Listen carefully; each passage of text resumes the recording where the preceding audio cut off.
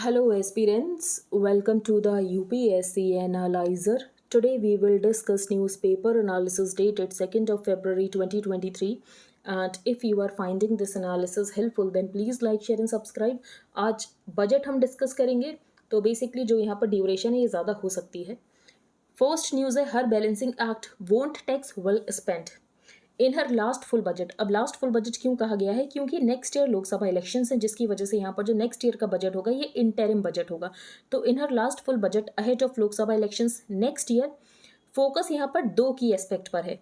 पहला फोकस है ग्रोथ पर. तो ग्रोथ को अचीव करने के लिए क्या किया गया है? जो कैपिटल स्पेंडिंग है उसको इंक्रीज किया गया है by setting aside a large outlay for an unprecedented surge in capital spending. And दूसरा यहाँ पर फोकस है फिस्कल कंसोलिडेशन. तो फिस्कल कंसोलिडेशन कैसे होगा? जो सब्सिडीज हैं उनको रैशनलाइज करके by slashing subsidies and spending on the job guarantee scheme. फिर यहाँ पर यह बताया गया है कि जो न्यू टैक्स रिजीम 3 साल पहले इंट्रोड्यूस की गई थी, लेकिन इंडिविजुअल्स ज़्यादा यहाँ पर न्यू टैक्स रिजीम के ऊपर शिफ्ट नहीं हुए, तो न्यू टैक्स रिजीम को यहाँ पर ज़्यादा अट्रैक्टिव बनाया गया है. The big budget idea came in the form of raising the threshold at which income tax kicks in to ₹7 lakh a year, जिसकी वजह से यहाँ पर इंडिविजुअल्स न्यू टैक्स रिजीम के ऊपर शिफ्ट हों. दिस डज की थिंग्स. पहला ये कि clutter free zero exemption tax regime के ऊपर लोग शिफ्ट होंगे to freeing up money in the hands of those earning just under ₹60,000 a month. अब लोगों के हाथों में ज़्यादा पैसा बचेगा तो लोग यहाँ पर ज़्यादा डिमांड करेंगे तो इकोनॉमी में यहाँ पर ग्रोथ होगी. Clearly she knew the new personal tax regime, जिसको कि 3 साल पहले इंट्रोड्यूस किया गया था, लेकिन ज़्यादातर इंडिविजुअल्स यहाँ पर न्यू टैक्स रिजीम के ऊपर शिफ्ट नहीं हो रहे थे. This is similar to a simplification she attempted on the corporate tax side. जब यहाँ पर कॉर्पोरेट टैक्स को कम किया गया था, लेकिन उनके लिए ही कम किया जाएगा जो कि यहाँ पर कोई भी एग्जेम्पशन क्लेम नहीं करेंगे. तो this is similar to a simplification she attempted on the corporate tax side where the rate was lower to 22% from 30% for companies जो कि कोई भी एग्जेम्पशन क्लेम नहीं कर रहे हैं. The budget has projected a nominal growth rate of 10.5% for 2023-24, लेकिन तभी जब रिटेल इन्फ्लेशन 4% रहेगा. लेकिन आरबीआई का ये कहना है कि जो first half of this year इसमें यहाँ पर जो इन्फ्लेशन रहेगा 5.2% रहेगा. अगर उसके बाद भी यहाँ पर 4% रहता है तो हम कह सकते हैं कि जो ओवरऑल एवरेज होगा ये तो 4.5% होगा. तो बजट में ये कहा गया है कि 10.5% नॉमिनल ग्रोथ रेट रहेगा, लेकिन तभी अगर यहाँ पर एवरेज रिटेल इन्फ्लेशन 4% रहता है. कैपिटल स्पेंडिंग, तो ये कहा गया है कि कैपिटल स्पेंडिंग का मल्टीप्लायर इफेक्ट होता है, इसीलिए कैपिटल स्पेंडिंग हम बहुत ज़्यादा करेंगे. अब कैपिटल स्पेंडिंग का मल्टीप्लायर इफेक्ट होता है, इसका मतलब ये है कि अगर आप 100 रुपये खर्च करते हो, कैपिटल स्पेंडिंग करते हो 100 रुपये की, तो 250 रुपये बन जाते हैं इसके. तो capital spending has a much higher multiplier effect 2.5x and hence adds more to economic output than revenue expenditure comprising salaries, pensions, interest payments etcetera. तो मैं ये उम्मीद करती हूँ कि आपको कैपिटल एक्सपेंडिचर पता होगा, रेवेन्यू एक्सपेंडिचर पता होगा, आपने बजट पढ़ रखा होगा, आपने इकोनॉमी के स्टैटिक पार्ट पढ़ रखा होगा, तभी आपको बजट समझ आएगा, वरना आपको बजट समझने में बहुत मुश्किल होने वाली है. फिर ये कहा गया है कि अगर हम कैपिटल एक्सपेंडिचर इंक्रीज करेंगे तो इसकी वजह से जो प्राइवेट सेक्टर का इन्वेस्टमेंट है ये यहाँ पर क्राउड इन होगा. तो प्राइवेट इन्वेस्टमेंट क्राउड इन होगा. अगर हम कैपिटल एक्सपेंडिचर इंक्रीज करेंगे तो प्राइवेट इन्वेस्टमेंट क्राउड इन होगा. इसके अलावा मल्टीप्लायर इफेक्ट होता है जिसकी वजह से ग्रोथ होगी. She has allowed states to raise up to ₹1.3 lakh crore through 50-year interest-free loans. The effective capital expenditure, अभी जो effective word यूज़ किया गया है इसमें जो grant states को दी गई है उसको भी include किया गया है. The effective capital expenditure is budgeted at ₹13.7 lakh crore for the next year. Railways के लिए एलोकेशन यहाँ पर इंक्रीज किया गया है, रोड्स के लिए, हाईवेज के लिए, पीएम आवास के लिए. अब यहाँ पर ये रीज़न बताया गया कि इसके लिए एलोकेशन इंक्रीज किया गया लेकिन नरेगा के लिए एलोकेशन कम किया गया है. उसका रीज़न हो सकता है ये कि अब जैसे कि ज़्यादा घर बनेंगे तो जिसकी वजह से यहाँ पर सीमेंट की डिमांड इंक्रीज़ होगी, बाकी कमोडिटीज़ की डिमांड इंक्रीज़ होगी, हैवी इक्विपमेंट की डिमांड इंक्रीज़ होगी, और जब डिमांड इंक्रीज़ होगी तो ज़्यादा यहाँ पर एम्प्लॉयमेंट जनरेट होगा. और ये यहाँ पर रीज़न हो सकता है कि नरेगा का आउटले क्यों रिड्यूस किया गया. This is probably a reason why the government has reduced the NREGA outlay by a third to ₹60,000 crore. The government has managed to stick to its fiscal prudence mantra and did not breach its deficit target. अब ये deficit target नहीं breach हुआ. इसका reason क्या है? देखो ये सब हमने डिस्कस किया था कि जो सब्सिडीज़ हैं ये गवर्नमेंट को बहुत ज़्यादा कॉस्टली पड़ रही हैं, सब्सिडीज़ यहाँ पर इंक्रीज़ हो रही हैं. इसका रीज़न रशिया यूक्रेन वॉर था जिसकी वजह से यहाँ पर फर्टिलाइजर्स महंगे हो रहे थे. लेकिन उसके बाद भी ये जो डेफिसिट टारगेट है ये नहीं ब्रीच हुआ. इसका रीज़न है हायर नॉमिनल जीडीपी ग्रोथ. तो हाई नॉमिनल जीडीपी फिर यहाँ पर ये बताया गया है कि बजट ने घुटने नहीं टेके पॉपुलिस्ट डिमांड्स के सामने। अब पॉपुलिस्ट डिमांड्स, लोक लुभावन डिमांड्स, अब इसका रीजन ये हो सकता था नेक्स्ट ईयर यहाँ पर लोकसभा के इलेक्शंस थे, तो हो सकता था यहाँ पर कुछ पॉपुलिस्ट पॉलिसीज होती, लेकिन ऐसा नहीं है इस बजट में। लेकिन अगर हम डिफिकल्ट रिफॉर्म्स की बात करें, फार्म रिफॉर्म्स की बात करें, लेबर रिफॉर्म्स की बात करें, लैंड रिफॉर्म्स की बात करें, तो इन सब के ऊपर ये बजट पूरी तरीके से शांत है। नेक्स्ट है यहाँ पर insurance loses tax saving lecture its stocks rapidly fade. तो हमने डिस्कस किया ना कि जो न्यू टैक्स रिजीम है इसको ज़्यादा यहाँ पर अट्रैक्टिव बनाया गया है। तो बेसिकली यहाँ पर एग्जेम्पशंस तो होंगे नहीं, और इंश्योरेंस प्रोडक्ट्स में अगर आप यहाँ पर इन्वेस्ट करते हो तो आपको एग्जेम्पशंस मिलते हैं, तो यहाँ पर जिसकी वजह से इंश्योरेंस प्रोडक्ट्स जो हैं इसमें लोग ज़्यादा नहीं इन्वेस्ट करेंगे, और जिसकी वजह से यहाँ पर इंश्योरेंस की अगर हम देखें शेयर्स तो इसमें हमें फॉल देखने को मिला है। तो as the fine print became clear on the union budget, the shares of life insurance companies fell sharply. Word has trickled into the markets by then that the tweaks in slabs and the rates in the new tax regime, जिसकी वजह से tax payers यहाँ पर shift करेंगे from the old regime to the new regime and lead to a dip in demand for life insurance products, और life insurance products की demand में यहाँ पर कमी आएगी। This sentiment was reinforced by another announcement कि यहाँ पर टैक्स इम्पोज किया जाएगा on income from other insurance products other than ULIPs। ULIPs क्या है? Unit linked insurance products which already have a cap where the total annual premium exceeds ₹5 lakh। Next हम चलते हैं आगे, nudge towards an exemption free tax regime. तो ये हमने देख लिया कि यहाँ पर जो न्यू टैक्स रिजीम है इसको ज़्यादा अट्रैक्टिव बनाया गया है कि यहाँ पर जो इंडिविजुअल्स हैं ये न्यू टैक्स रिजीम के ऊपर शिफ्ट हों by making taxation under the new regime nearly equivalent to old tax regime without the need for any deduction. It comes on the back of the announcement to increase the limit of rebate from ₹5 lakh earlier to ₹7 lakh। इसका मतलब ये है कि कोई individual अगर 7 लाख रुपए कमा रहा है तो उसको यहाँ पर कोई भी टैक्स देने की जरूरत नहीं है। This means that if an individual earns up to ₹7 lakh तो उसको यहाँ पर कोई भी टैक्स पे करने की जरूरत नहीं है। However, if the salary is more than ₹7 lakh, she will have to pay tax as per the applicable tax slabs under the new tax regime. Meanwhile, government also made it attractive for the super rich। अब super rich यहाँ पर new tax regime के ऊपर shift हो, इसके लिए उनको क्या ऑफर किया गया है? तो by offering them a hefty cut on surcharge from 37% to 25%, जिसकी वजह से यहाँ पर जो इफेक्टिव रेट हो जाएगा ये हो जाएगा 39%। आगे चलते हैं हम, no protection for man under domestic violence act. तो क्या डोमेस्टिक वायलेंस एक्ट को जेंडर न्यूट्रल बनाने की जरूरत है? The Protection of Women from Domestic Violence Act does not apply to a male member of the family, particularly the husband. तो prima facie, it seems in view of Section 2A, the protection of the act is not available to a male member of the family and more particularly the husband। तो यहाँ पर बात ये आती है, क्या domestic violence act को यहाँ पर जेंडर न्यूट्रल बनाने की ज़रूरत है? नेक्स्ट हम चलते हैं आगे, यहाँ पर बात की गई है कि जो सेप्टिक टैंक्स हैं, जो सीवर्स हैं, इसकी यहाँ पर मैकेनिकल डीस्लजिंग की जाएगी। अगर हम यहाँ पर मैनुअल स्कैवेंजिंग की बात करें तो उसको प्रोहिबिट कर दिया गया था under the prohibition of employment as manual scavengers and the rehabilitation act 2013। तो manual scavenging is completely prohibited under the prohibition of employment as manual scavengers and the rehabilitation act 2013। तो बजट में यहाँ पर बात की गई है कि मैकेनिकल डीस्लजिंग की जाएगी of septic tanks and sewers, जिसकी वजह से यहाँ पर किसी भी इंसान की इस वजह से तो डेथ ना हो। अब हम चलते हैं आगे, this growth strategy had 2 prongs। तो पहला क्या है? प्राइवेट सेक्टर को इंसेंटिवाइज करना है कि प्राइवेट सेक्टर इकोनॉमी में इन्वेस्ट करे। ठीक है, तो पहली बात प्राइवेट सेक्टर को इंसेंटिवाइज करना है इन्वेस्ट करने के लिए। दूसरी बात, जो गवर्नमेंट का रोल है इकोनॉमी में, इसको कैसे चेंज किया गया है? तो बेसिकली यहाँ पर गवर्नमेंट का एक मंत्र है कि मिनिमम गवर्नमेंट होनी चाहिए और मैक्सिमम गवर्नेंस होनी चाहिए। That in turn capital expenditure को यहाँ पर इंक्रीज किया गया है, डिस इन्वेस्टमेंट से ज़्यादा रेवेन्यूज आएंगे और इसके अलावा यहाँ पर प्राइवेटाइजेशन को भी फोकस किया जाएगा। This was done to ensure that कि गवर्नमेंट यहाँ पर फिस्कल प्रूडेंस को मेंटेन रखे और जो पॉपुलिस्ट स्कीम्स है, जो लोक लुभावन की स्कीम्स है, उनके ऊपर पैसा खर्च ना किया जाए। What is the current state of Indian economy? The first thing to remember is that कि हमारी इकोनॉमी कोविड से पहले भी सफ़र कर रही थी। That the Indian economy was suffering Covid से पहले भी। ऐसा नहीं कि कोविड की वजह से हमें यहाँ पर ग्रोथ रेट कम दिखा, उससे पहले भी हमारी इकोनॉमी सफ़र कर रही थी। तो what has the budget try to achieve in this situation? तो बजट ने यहाँ पर क्या अचीव करने की कोशिश की है इस सिचुएशन में जहाँ पर आपको ग्लोबल स्लोडाउन दिख रहा है? Faced with slowing domestic growth rate, global recession fears, persistently elevated price, तो इन्फ्लेशन है, अनएम्प्लॉयमेंट है, हाई फिस्कल डेफिसिट है और जनरल इलेक्शन आने वाले हैं। तो रेजिंग कैपिटल एक्सपेंडिचर को यहाँ पर इंक्रीज किया गया है क्योंकि कैपिटल एक्सपेंडिचर यहाँ पर मल्टीप्लायर इफेक्ट देता है। This has a greater return to the economy, कि अगर यहाँ पर 100 रुपये खर्च किए जाते हैं तो 250 रुपये का गेन होता है इकॉनमी के लिए। रेवेन्यू एक्सपेंडिचर में अगर आप 100 रुपये खर्च करते हो तो यहाँ पर जो रिटर्न होते हैं 100 रुपये से कम होते हैं।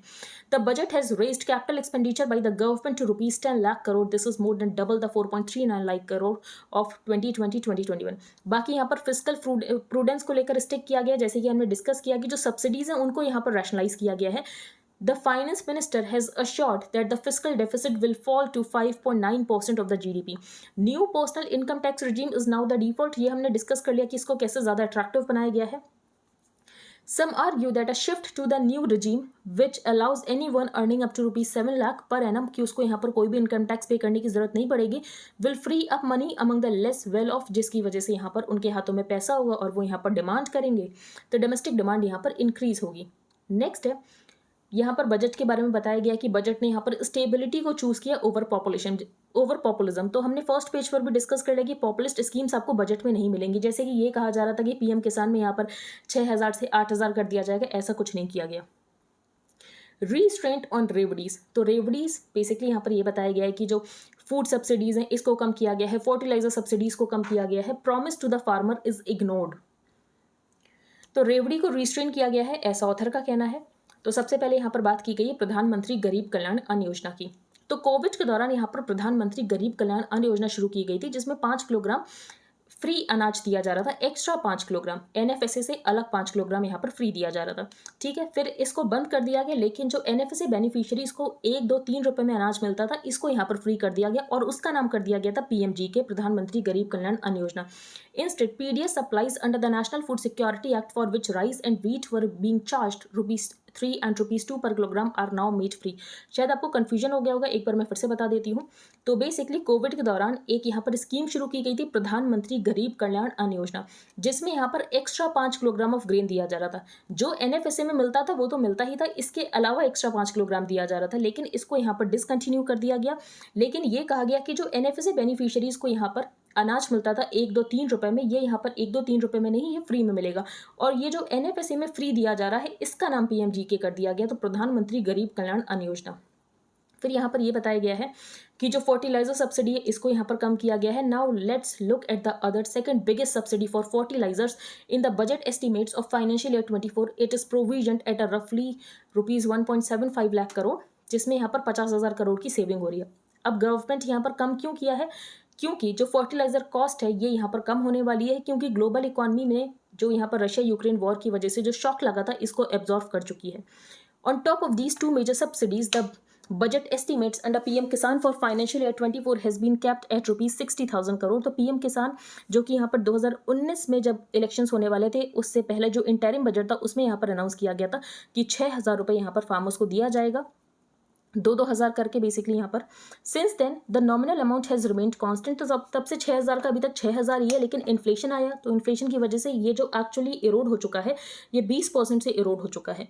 फार्मर्स हैव बीन प्रेसिंग कि ये जो यहाँ पर 6,000 है इसको 8,000 कर देना चाहिए for raising the amount to at least ₹8,000 per family, but the finance minister has shown restraint. However one never knows कि हो सकता है कि जब दिसंबर तक पहुँचें या 8,000 कर दिया जाए बाद में। In any case, right now, savings from these subsidy schemes will help the finance minister to rein in the fiscal deficit to 5.9% as budgeted for financial year 24. फिर यहाँ पर अगर हम देखें तो कुछ अनाउंस किया गया है, जैसे कि digital infrastructure for farmers, agriculture accelerator fund बनाया जाएगा, हॉर्टिकल्चर वैल्यू चेन्स के ऊपर फोकस किया जाएगा, मिलेट्स मिशन को यहाँ पर बहुत बड़ा थ्रस्ट दिया गया है, कोऑपरेटिव लेवल पर यहाँ पर स्टोरेज फैसिलिटीज़ बनाई जाएंगी, तो इसको हम डिस्कस करेंगे जो कोऑपरेटिव लेवल पर यहाँ पर स्टोरेज फैसिलिटीज़ की बात की जा रही है। इसके अलावा जो केमिकल फर्टिलाइजर्स हैं इनके ऑल्टरनेटिव्स डेवलप किए जाएंगे, इसके बारे में भी हम आगे डिस्कस करेंगे। प्राइम मिनिस्टर मोदी ने ये कहा था कि 2022-23 तक जो फार्मर्स की इनकम है इसको डबल कर दिया जाएगा, लेकिन एक्चुअली यहाँ पर इनकम डबल नहीं हुई है।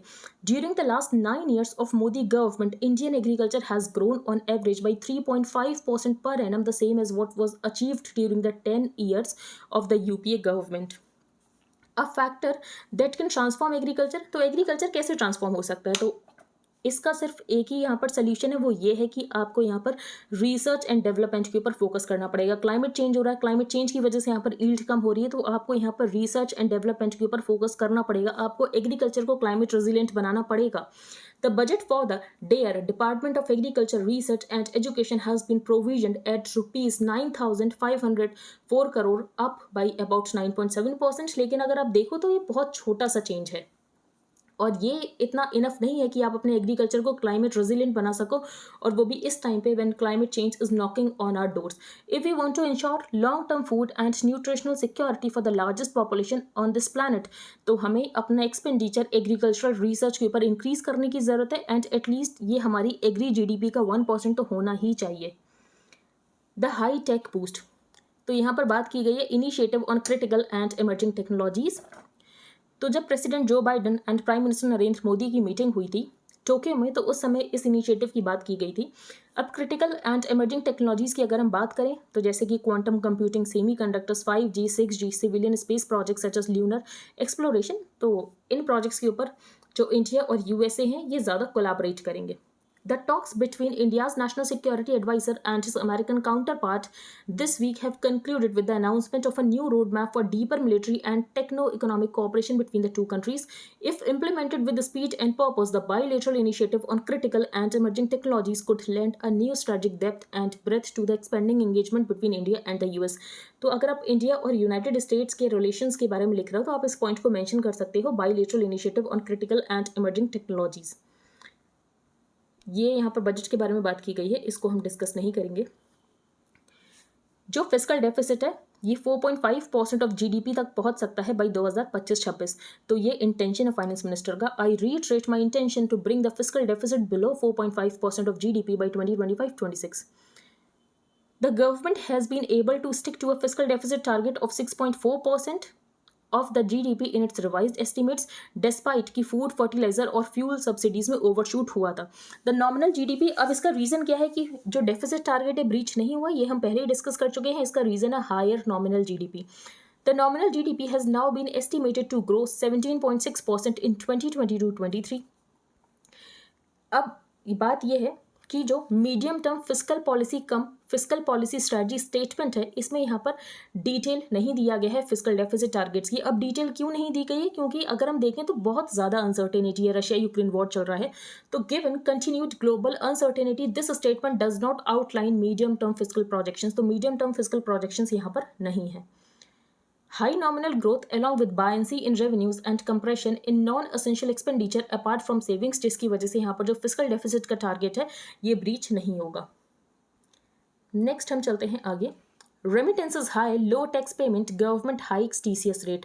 तो गवर्नमेंट ने यहाँ पर टीसीएस रेट हाई किया है। क्यों किया है? To trace high value spending and tax avoidance by high net worth individuals, the government Wednesday announced a sharp hike in the tax collected at source.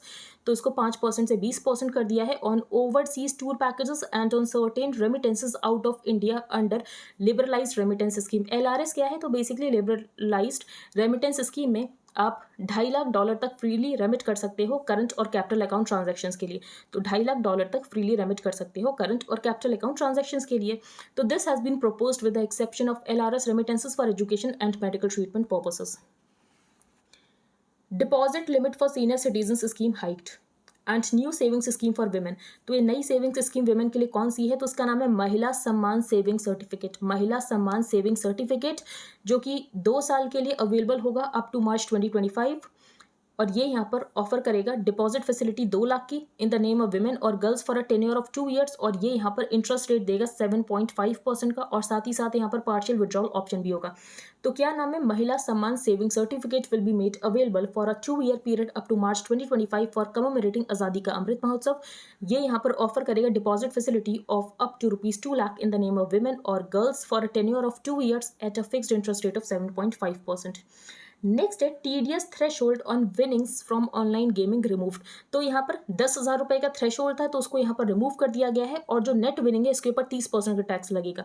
The union budget for 2023-24 has proposed a 30% tax on net winnings from online games and has also removed the existing minimum threshold limit of ₹10,000। Soon a national framework to share anonymized data। अब ये data क्यों share करने की ज़रूरत तो basically startups के पास अगर data होगा, जब आपके पास डेटा होता है तभी आप यहाँ पर एक इन्फॉर्म्ड डिसीजन मेकिंग कर सकते हो।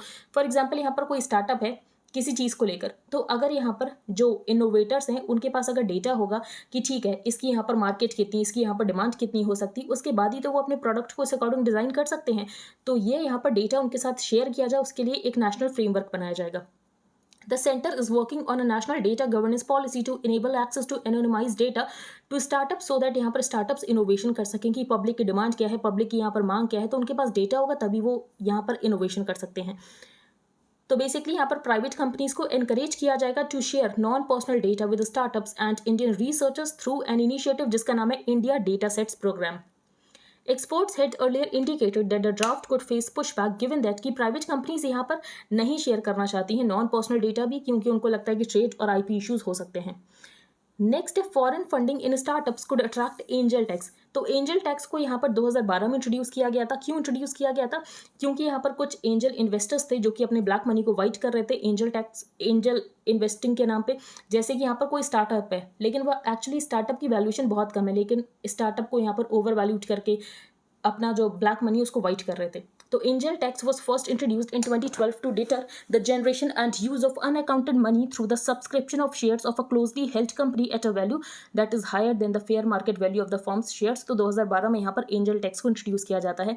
उसके बाद ये कहा जाता है कि अगर आप ऐसे एंजल टैक्स इंट्रोड्यूस करोगे तो इसकी वजह से यहाँ पर जो स्टार्टअप की ग्रोथ है वो रुक जाएगी। तो उसके बाद यहाँ पर थोड़े चेंजेस भी किए गए थे। Startups that offer their shares to foreign investors as part of fund raising rounds, तो इनको भी एंजल टैक्स पे करना पड़ सकता है। नेक्स्ट हम चलते हैं इंफ्रास्ट्रक्चर पर। Renewed thrust on capex outlay hiked 33% to rupees 10 lakh crore. The union government has again chosen capital expenditure। तो कैपिटल एक्सपेंडिचर यहाँ पर इंक्रीज किया जाएगा क्योंकि गवर्नमेंट का ये मानना है कि कैपिटल एक्सपेंडिचर की वजह से मल्टीप्लायर इफेक्ट होता है इकोनॉमी पर। An amount of rupees 2.4 lakh crore has also been provided for the Indian Railways, the highest ever outlay. She also said that 50 additional airports, water aerodromes and advanced landing grounds will be revived for regional connectivity and फिर यहाँ पर उड़ान की बात की गई है। उड़ान को भी यहाँ पर एडिशनल पुश दिया जाएगा। उड़ान क्या है? Regional connectivity scheme which started with the Udan scheme. अब हम चलते हैं आगे। High rural housing outlay to spur asset creation. तो बाकी यहाँ पर डेटा है तो यहाँ पर बात की गई है पीएम आवास की। Each beneficiary will be funds up to rupees 1.2 lakh अगर प्लेन्स है, लेकिन अगर हिली स्टेट है तो 1.3 लाख, क्योंकि यहाँ पर हिली स्टेट में ज़्यादा डिफिकल्टी होती है, ऊपर तक पहुँचाना पड़ता है। Difficult areas and tribal and backward districts under the integrated action plan. और जो फंड्स है इनको स्प्लिट किया जाता है 60:40 रेशियो में between the centre and the states. तो सेंटर यहाँ पर 60 वाला पार्ट देता है और स्टेट यहाँ पर 40 वाला पार्ट देता है।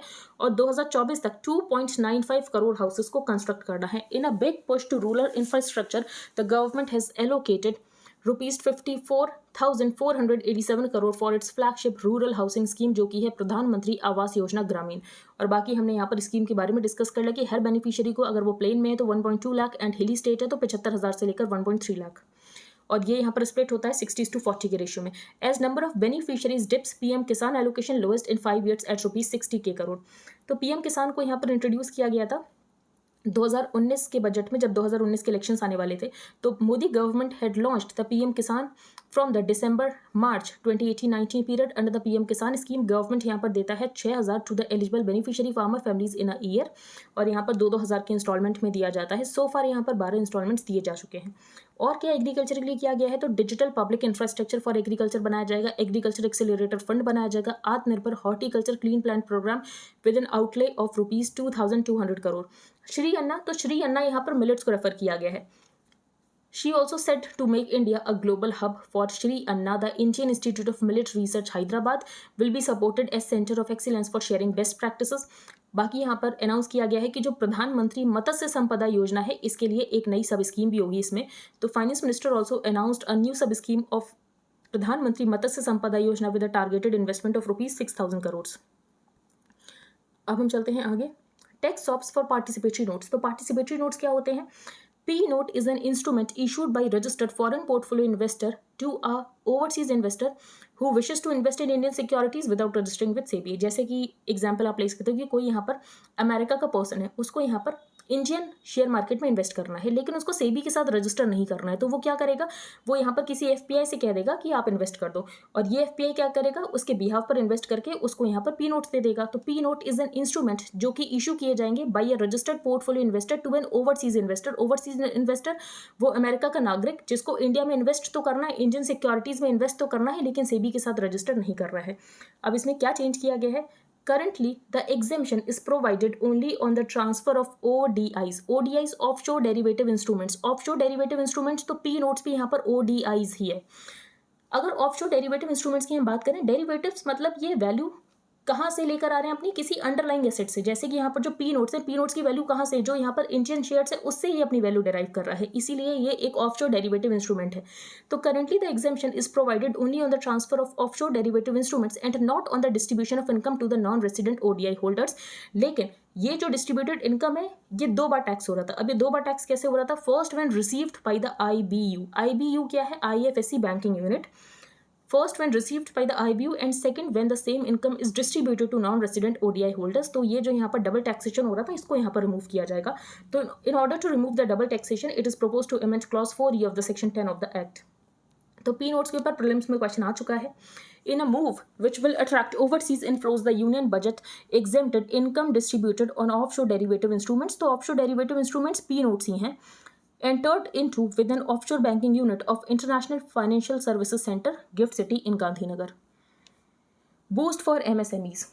The presumptive taxation limit for MSME। presumptive taxation क्या होता है, तो बेसिकली जैसे कि यहाँ पर MSMEs हैं, अब MSMEs इतनी ज़्यादा कंप्लायंस तो नहीं कर सकती ना कि अपनी यहाँ पर अकाउंट्स बुक को भी मेंटेन करें।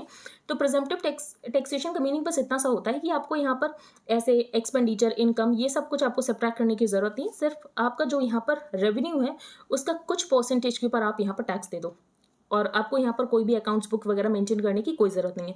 तो जो यहाँ पर प्रिजम्पटिव टैक्सेशन की लिमिट है MSME के लिए, इसको यहाँ पर 3 करोड़ कर दिया गया है, provided their total cash receipts are not more than 5% of the total receipts. एक यहाँ पर MSMEs और प्रॉब्लम फेस कर रहे थे, ये थी डिलेड पेमेंट्स की प्रॉब्लम। तो डिलेड पेमेंट्स की प्रॉब्लम को भी यहाँ पर टैकल किया जाएगा। I propose to allow deduction for expenditure incurred on payments made to them only जब पेमेंट एक्चुअली हो चुका है। In cases of failure by MSMEs की ये अपने कॉन्ट्रैक्ट्स को एग्जीक्यूट नहीं कर पाए क्योंकि कोविड-19 था, तो 95% जो फोरफिटेड अमाउंट है रिलेटिंग टू बिड और परफॉर्मेंस सिक्योरिटी, ये इनको वापस किया जाएगा गवर्नमेंट के द्वारा एंड गवर्नमेंट अंडरटेकिंग्स के द्वारा, सो दैट यहाँ पर जो MSME है इनको रिलीफ मिल सके, इनको यहाँ पर लिक्विडिटी मिल सके। इसके अलावा यहाँ पर additional collateral free guaranteed credit दिया जाएगा ऑफ ₹2 लाख करोड़। ठीक है, तो प्रिजम्पटिव टैक्सेशन आपको थोड़ा पता होना चाहिए, ये जो हमने यहाँ पर डिस्कस किया है। नेक्स्ट हम चलते हैं आगे। Shah welcomes unprecedented decisions for cooperative sector. यहाँ पर बात की गई है डिसेंट्रलाइज्ड स्टोरेज कैपेसिटी की। अब ये स्टोरेज कैपेसिटी क्यों बनाई जाएगी, जिसकी वजह से यहाँ पर जो फार्मर्स हैं ये अपने प्रोड्यूस को स्टोर कर सकें। जैसे कि अगर हम बात करते हैं अनियन, तो अनियन की मार्केट में सप्लाई बहुत ज़्यादा है। अब अनियन की सप्लाई यहाँ पर अगर बहुत ज़्यादा है तो फार्मर अगर अभी जाकर सेल करेगा तो उसको ज़्यादा अच्छा प्राइस नहीं मिलेगा, लेकिन अगर वो अपने अनियन को स्टोर कर ले और जब मार्केट में सप्लाई कम हो तब वो अपनी सप्लाई को निकाले, तो ऐसे में उसको यहाँ पर ज़्यादा प्राइस मिल सकते हैं। तो यहाँ पर एक मैसिव स्टोरेज कैपेसिटी बनाई जाएगी। तो it will help farmers store their produce and realise remunerative prices through sale at appropriate times, जब मार्केट में सप्लाई कम हो, जब उसको यहाँ पर ज़्यादा प्राइस मिल रहा हो। फिर यहाँ पर यह बताया गया कि मिनिस्ट्री ऑफ कोऑपरेशन को क्रिएट किया गया था, जिसका मैंडेट था और जिसका विजन था सहकर से समृद्धि। नेक्स्ट यहाँ पर India US agree to deepen tech defence ties. तो ये हम डिस्कस कर चुके हैं जब हमने एडिटोरियल पेज पर डिस्कस किया था। In what is being perceived as the new frontier for cooperation with an eye on China, India और यूएस ने यहाँ पर डिसाइड किया है कि हम अपनी कोऑपरेशन को डीपन करेंगे डिफेंस में, आर्टिफिशियल इंटेलिजेंस में, क्वांटम टेक्नोलॉजीज में, हाई परफॉर्मेंस कंप्यूटिंग, को production of jet engine, semiconductor supply chain, human space flight, commercial space launches, telecom including 6G। तो हर जगह यहाँ पर हम कोलैबोरेशन करने वाले हैं। A new bilateral defence industrial cooperation roadmap to accelerate technological cooperation for joint development and production of jet engines, munition related technologies. ₹600 crore set aside for Prasar Bharati revamp. तो यहाँ पर बाइंड स्कीम की बात की गई। बाइंड स्कीम क्या है, broadcasting infrastructure and network development scheme. अब ये स्कीम क्या है, तो बेसिकली जो ऑल इंडिया रेडियो है इसके कवरेज को इंक्रीज किया जाएगा, इसके कवरेज को यहाँ पर लेफ्ट विंग एक्सट्रीमिज्म वाले एरियाज में पहुंचाया जाएगा। So under the scheme which was approved by the Union Cabinet last month, government will expand the coverage of all India radios FM channels to more than 80% of the country's population, while also distributing 8 lakh DD-free dish setup boxes to people living in remote, tribal, left-wing extremism in border areas, जिसकी वजह से यहाँ पर जो प्रसार भारती है इसकी जो reach है ये यहाँ पर बढ़ सकेगी and focuses on infrastructure development of Prasar Bharati including all India radio and Doordarshan. Institutional impetus to make India global millet hub. तो मिलेट्स यहाँ पर बहुत ज़्यादा न्यूज़ में है, तो terming it as Shri Anna, तो मिलेट्स को यहाँ पर श्री अन्ना इसके लिए वर्ड यूज़ किया गया है। The union budget accorded high priority to millets, क्योंकि मिलेट्स यहाँ पर न्यूट्री सीरियल्स हैं, बहुत ज़्यादा न्यूट्रिशन है इनके अंदर, a number of health benefits. Indian Institute of Millet Research Hyderabad will be supported a centre of excellence. We are the largest producer और सेकेंड लार्जेस्ट एक्सपोर्टर है हम मिलेट्स के। 2023 इंटरनेशनल ईयर ऑफ मिलेट्स है। Millets gluten free होते हैं, perfect substitutes हैं for wheat in general. इनमें 7 से 12% प्रोटीन होता है, 2 to 5% फैट होता है, 65 to 75% कार्बोहाइड्रेट्स होते हैं एंड 10 से 12% फाइबर होता है। नेक्स्ट हम चलते हैं आगे। 157 new nursing colleges on the cards. इसके अलावा सिक्कल सेल अनीमिया को 2047 तक खत्म करना है। सिक्कल सेल अनीमिया को 2047 तक खत्म करना है। अगर हम देखें हेल्थ सेक्टर में जो कैपिटल स्पेंडिंग है इसको यहाँ पर लोअर एलोकेशन दिया गया है। ट्राइबल वेलफेयर गेट्स ₹4,000 करोड़ मोर, लेकिन ज़्यादा कुछ विमेन के लिए नहीं है। नेक्स्ट है major share in culture ministry kitty for ASI। तो यहाँ पर बात की गई है Bharat shared repository of inscriptions. ये क्या है? भारत श्री, ये है digital epigraphy museum comprising 1 lakh ancient inscriptions will also be set up. तो यहाँ पर बात की गई थी कि जो एंशियंट इंस्क्रिप्शंस हैं इनकी यहाँ पर क्या किया जाएगा, इनका यहाँ पर डिजिटाइजेशन किया जाएगा। तो इनके डिजिटाइजेशन के लिए ही भारत श्री है, a digital epigraphy museum comprising 1 lakh ancient inscriptions will also be setup by the ASI। कहाँ पर? हैदराबाद में। तो भारत श्री हैदराबाद क्या है? Digital epigraphy museum. Climate change central to budget again. तो यहाँ पर बहुत सारे पॉइंट्स हैं। यहाँ पर बात की गई PM प्रणाम की। PM प्रणाम क्या है? PM programme for restoration awareness nourishment and amelioration of mother earth. States और यूटीज को इंसेंटिवाइज किया जाएगा कि जो फर्टिलाइजर्स है इनका यहाँ पर आप ऑल्टरनेटिव को प्रमोट करो एंड जो केमिकल फर्टिलाइजर्स है इनका बैलेंस्ड यूज होना चाहिए। तो PM programme for restoration awareness nourishment and amelioration of mother earth. फिर यहाँ पर बात की गई मिष्टी की। मिष्टी क्या है? Mangrove initiative for shoreline habitats and tangible incomes for mangrove plantation along the coast line on salt pan lands. तो मिष्टी और हमने यहाँ पर प्रणाम के बारे में डिस्कस किया। फिर यहाँ पर गोवर्धन की बात की गई है। तो finance minister further announced 500 new waste to wealth plants under Gobardhan scheme to established for promoting circular economy at a total investment of ₹1000 crore. Green hydrogen mission की बात की गई। ग्रीन हाइड्रोजन मिशन हम पहले डिस्कस कर चुके हैं। तो इस बजट में यहाँ पर 7 गोल्स की बात की गई, 7 प्रायोरिटीज जिसको सप्तऋषिज कहा गया, और इसमें यहाँ पर एक जो प्रायोरिटी है ये ग्रीन ग्रोथ भी है।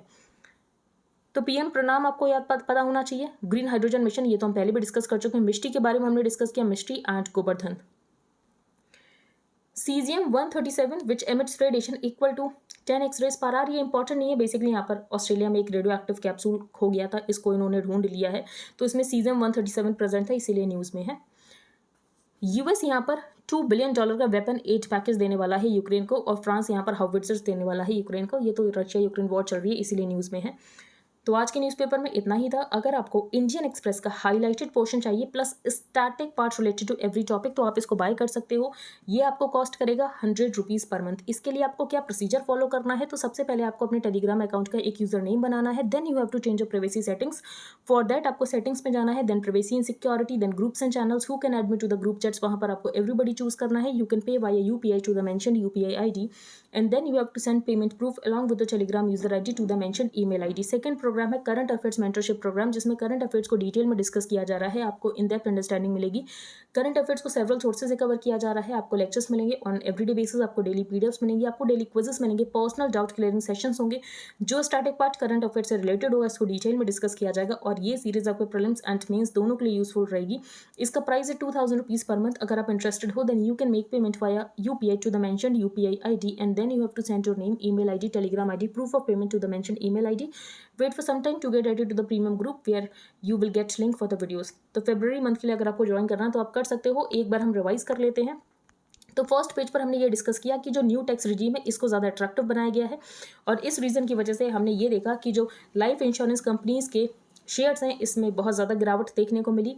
बाकी यहाँ पर सुपर रिच के लिए इसको अट्रैक्टिव बनाने के लिए क्या किया गया है, तो बेसिकली यहाँ पर जो सरचार्ज है इसको कम कर दिया गया है by offering them a hefty cut on surcharge from 37% to 25%, जिसकी वजह से यहाँ पर इफेक्टिव रेट हो जाएगा 39%। फिर कैपिटल एक्सपेंडिचर को इंक्रीज करने की बात की गई कि कैपिटल एक्सपेंडिचर को हम ज़्यादा करेंगे, क्योंकि कैपिटल एक्सपेंडिचर में अगर हम 100 रुपये खर्च करते हैं तो 250 रुपये यहाँ पर ऐड होते हैं, क्योंकि कैपिटल एक्सपेंडिचर का यहाँ पर ज़्यादा अच्छा मल्टीप्लायर इफेक्ट होता है, इसीलिए हम यहाँ पर कैपिटल एक्सपेंडिचर को इंक्रीज करेंगे। तो इन सब के ऊपर यहाँ पर फोकस किया गया है। लेकिन ये बात की गई है कि ये सब तो ठीक है, लेकिन अगर हम लैंड रिफॉर्म्स की बात करें, लेबर रिफॉर्म्स की बात करें, फार्म रिफॉर्म्स की बात करें, तो इसके ऊपर बजट यहाँ पर पूरी तरीके से साइलेंट है। क्या डोमेस्टिक वायलेंस एक्ट को जेंडर न्यूट्रल बनाने की ज़रूरत है? ये एक बड़ा क्वेश्चन हो सकता है। फिर हमने यहाँ पर डिस्कस किया कि जो सेप्टिक टैंक्स हैं इनकी यहाँ पर मैकेनिकल डीस्लेजिंग की जाएगी। अगर हम बात करें मैनुअल स्कैवेंजिंग तो उसको प्रोहिबिट कर दिया गया था 2013 में under the prohibition of employment as manual scavengers and the rehabilitation act 2013। Next फिर हमने यहाँ पर डिस्कस किया कि क्या क्या है बजट में। तो कैपिटल स्पेंडिंग को इंक्रीज किया गया है, फिस्कल प्रूडेंस को लेकर स्टिक किया गया है कि हम यहाँ पर फिस्कल विवेकता दिखाएंगे, सब्सिडीज को रैशनलाइज किया गया है। New personal income tax regime now the default, क्योंकि इसको बहुत ज़्यादा अट्रैक्टिव बना दिया गया है। नेक्स्ट हमने यहाँ पर डिस्कस किया रीस्ट्रेंट ऑन रेवडीज, कि गवर्नमेंट ने रेवडीज को रीस्ट्रेंट कर दिया है, गवर्नमेंट ने यहाँ पर सब्सिडीज को रीस्ट्रेंट कर दिया है। फिर अगर हम यहाँ पर फूड सब्सिडीज की बात करें, हम यहाँ पर फर्टिलाइजर सब्सिडीज की बात करें, हमने यहाँ पर PMGK के बारे में भी डिस्कस किया।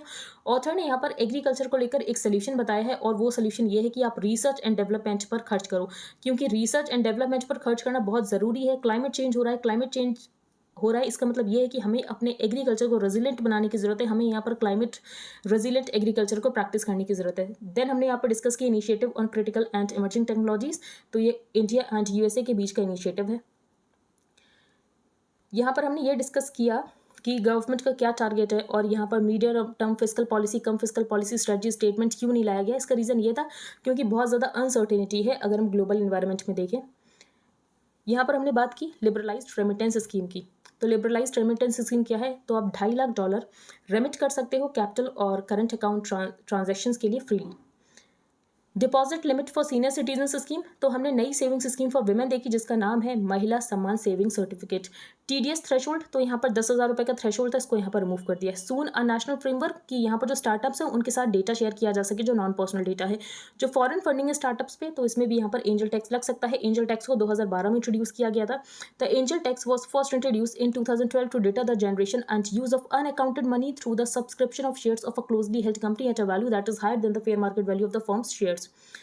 फिर हमने यहाँ पर डिस्कस किया कैपिटल एक्सपेंडिचर के बारे में, उड़ान स्कीम के बारे में।